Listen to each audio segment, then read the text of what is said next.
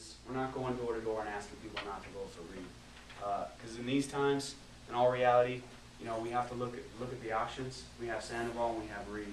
And as a professional group of firefighters in the state of Nevada, we have yet to decide. You know, right now there's no endorsement. So am I saying we're going to support Reid in the future? I'm not saying that whatsoever. Am I saying that we're going to support Sandoval in the future? I'm not saying that either. You know, we don't know what we're going to do at this point, but what we do know, and why we're walking today, is because, you know, there's been an impact to public safety, and we're going to educate the public on that impact. You know, the biggest problem we have right now, I think, facing us is media. You know, and that's why we needed all of you here today, because we're having a hard time getting our message out. Our message is there's an impact to public safety when you remove these services.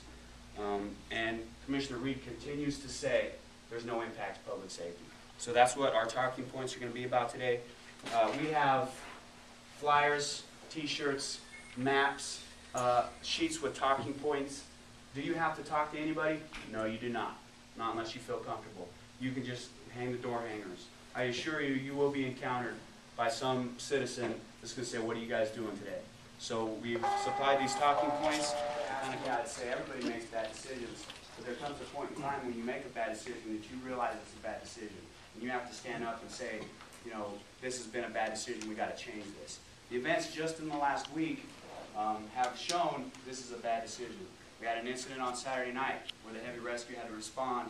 It took them 11 minutes, Heavy Rescue 44, to get to the corner of Hossie and Jones. They had to continue and finalize the extrication of a trapped patient.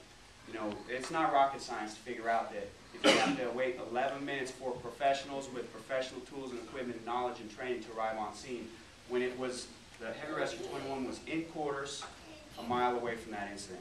So tell me that's not a delay in public safety. You know, a delay in triage, treatment, transport, extrication.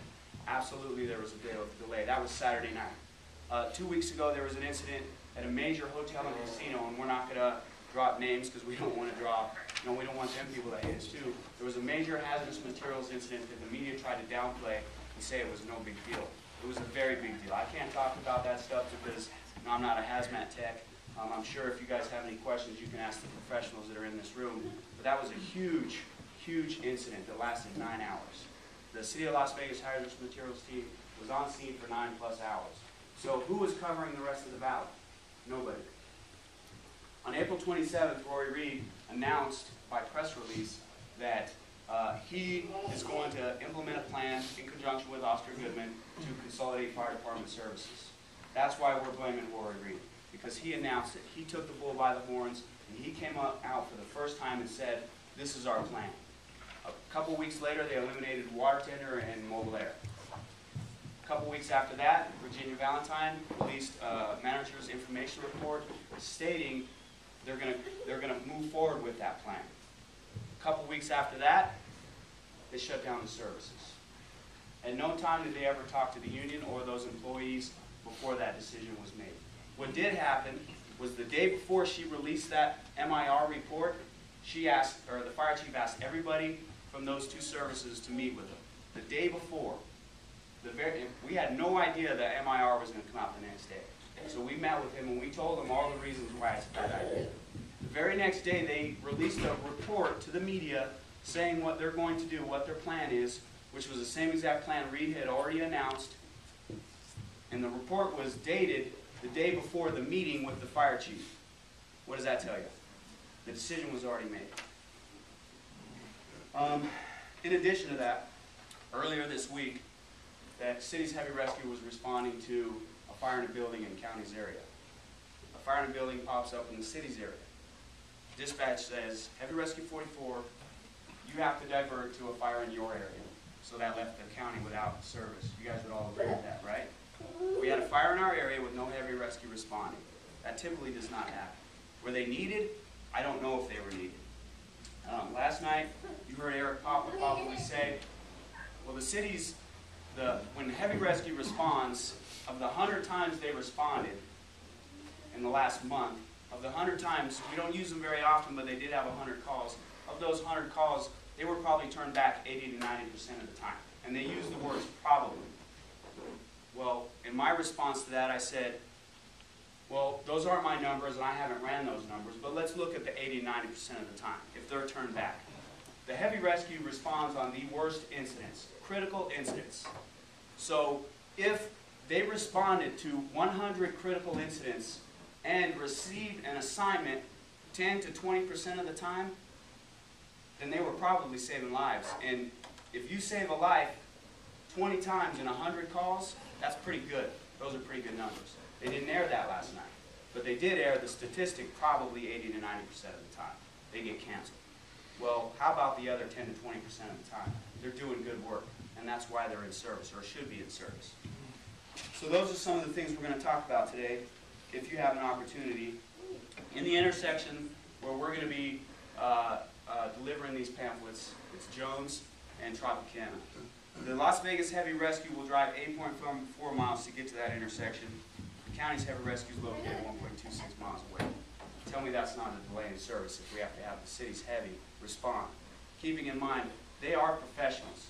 They are trained as equally as we are. We're not here to bash the city's heavy rescue. They can do a good job. They cannot service this entire county, period. I think that pretty much covers everything. In a nutshell, what we're asking them to do is right the wrong. We're asking them to call their county commissioner, specifically Rory Reid, because that's whose district we're walking in today. We're in his backyard sending a message. And our message is public safety. We're here to talk about public safety. We don't think he is concerned about public safety. Cap Stein made a good point to me this morning, and he said this might not be about his gubernatorial candidacy, but who would ever elect a governor that doesn't care about public safety? That's typically number one. Number one is public safety. So we're hoping that Commissioner Reid is going to change his decision in the next couple of weeks. Obviously, we've been ramping this up and trying to, every week we do something a little bit different. Last week we had our billboards, our mobile billboards. We still have those. This week, obviously, we're doing a walk and we're trying to get some media time. We have a PR campaign that you're going to see today. They're doing outstanding work for us and getting us in the news like we've never been in the news before. So I appreciate everybody being here. This is huge for us. These numbers are outstanding. What we're going to do, and I apologize, this originally was going to be a smaller event where we were going to try to just canvas one small area. And when the media got involved, we had to turn it into something different. So originally we were going to send you from here out to your walking areas with your maps. We're going to give you everything you need here, but we need everybody to meet at the elementary school. Judge Strip Elementary School? Judge Strip Elementary. That's located, there's a map back there, a Google map. It's located on Duneville and Reno. It's 1 block south of Tropicana and 1 block east of Jones. And there's a Google map back there to show you how to get there. We need everybody there because I'm basically going to have to give the same type of a pep rally over there, with the news cameras. And my PR guy said, hey, go ahead and meet with your members beforehand, and you're going to say some things you probably wouldn't say necessarily over there. And part of that is, I'm sure I don't have to tell you guys to be nice, right? This is not about getting in fights with people. If they love Reid, that's their opinion. So move on. Don't make people talk to you, and so on and so forth. So I apologize. This is really about getting media coverage today, and in the process, Cap Steinbeck has organized some outstanding, walk grids. Once you actually get walking, the way that we have it split up, and because we have so many people here, it shouldn't take more than an hour or so to get out and get all the doors covered. We're going to hit every door. So